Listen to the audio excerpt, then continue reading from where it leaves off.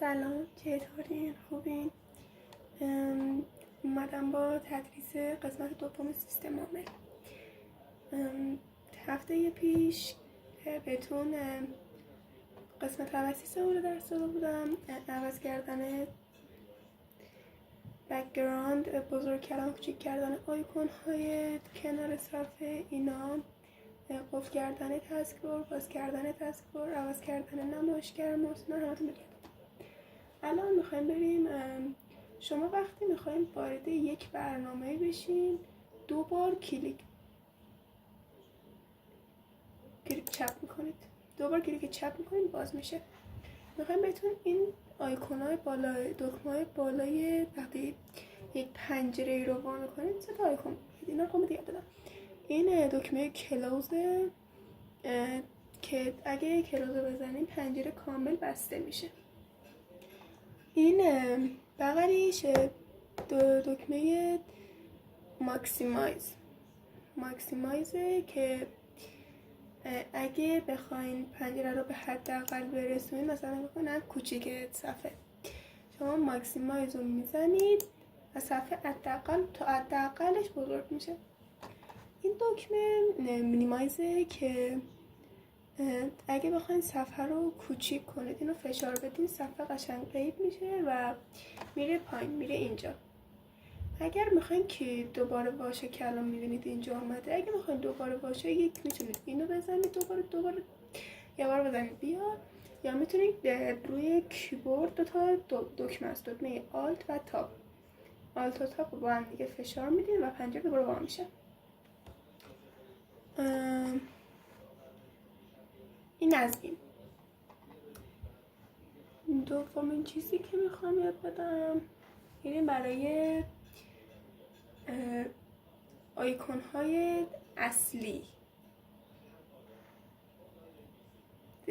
صفحه کامپیوتر آیکون های اصلی داره، یعنی برنامه های اصلی داره که ما میتونیم اینا رو رو صفحه برداریم، میتونیم رو صفحه بذاریم.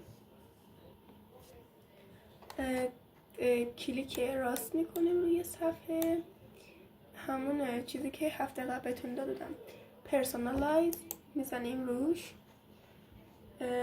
چنج دسکتاپ آیکون، این رو که میزنیم، اینها برنامه‌های اصلی رو سطح دسکتاپ هستن، همین 5 تایی که اینجا هستن. اگر بخوایم آیکون ها رو بردارین، تیکاشون رو غیر فعال میکنین، تیکاشون رو بر میدارین و اپلای، اوکی، پنجره رو میبندیم. ببینیم که آیکون های اصلی نیست، آیکون های اصلی برداشته شده.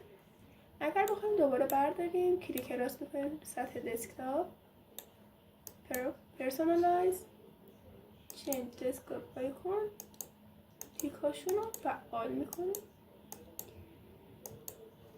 اپلای، اوکی، کلوز میکنیم، میبینیم که اومدن، پنجره اصلی اومدن. اینطور میشه که پنجره باز و بسته میشه. آیکون، این 5 تا آیکون های اصلی سطح دسکتاپ هست. چیز بعدی که میخوام بگم، شما چند تا پنجره رو پشت سر هم وا میکنید. این یک پنجره، این 2 پنجره، اینم 3 پنجره. این 3 تا پنجره الان به صورت آبشاری وایستادن. چطوری میخوایم که چطوری پنجره رو ردیف کنیم؟ کلیک راست میکنیم تو سطح دسکتاپ،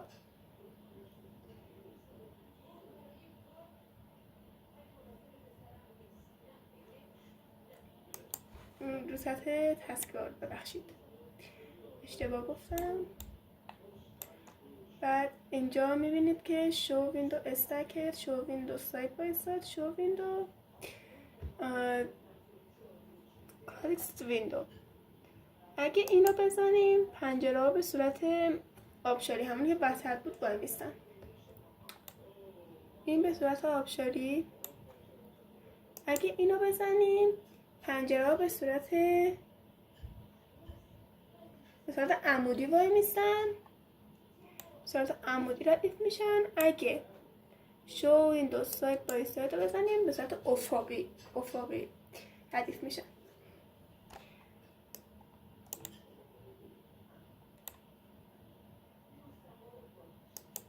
همین باشه.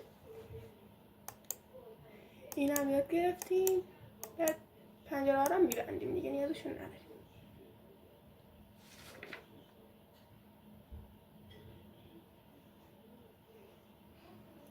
روش های کپی توی سطح دسکتاپ 3 تا روش داریم. روش اول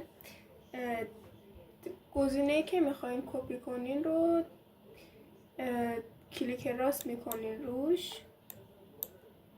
بعد اینجا چند تا گزینه میاد، انتخاب میکنین و از منوی میانبر کپی رو انتخاب میکنین. این یه روشش که عادی کپی شد. روش دوم کلیک راست میکنید، باز کنترل سی روی کیبورد یه دونه کنترل هست، کنترل و حروف سی، کاراکتر سی رو با هم دیگه فشار میدیم. دومین گزینه هم انتخاب گزینه‌ای که میخواین انتخاب میکنیم و از منو ادیت کپی رو انتخاب میکنیم. فهمیدین؟ اوکی. اگرم بخواین چیزی که کپی کردین رو یه جا دیگه اوکیش کنین، اینو که کپی کردین رو دیگه کپی نمی‌کنین، کات می‌کنین.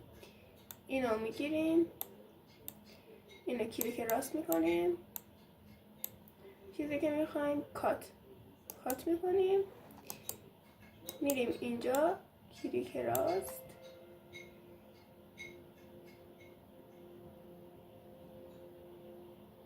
پستش می‌کنیم. دیدین؟ کات کردیم، رفتیم یه جا دیگه پستش کردیم.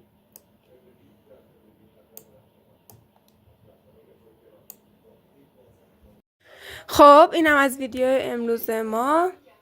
خیلی ممنون که این ویدیو رو تماشا کردین. پس لایک، کامنت، سابسکرایب یادتون نره، زنگوله رو هم فعال کنید تا یه ویدیو دیگه. خدا حافظ.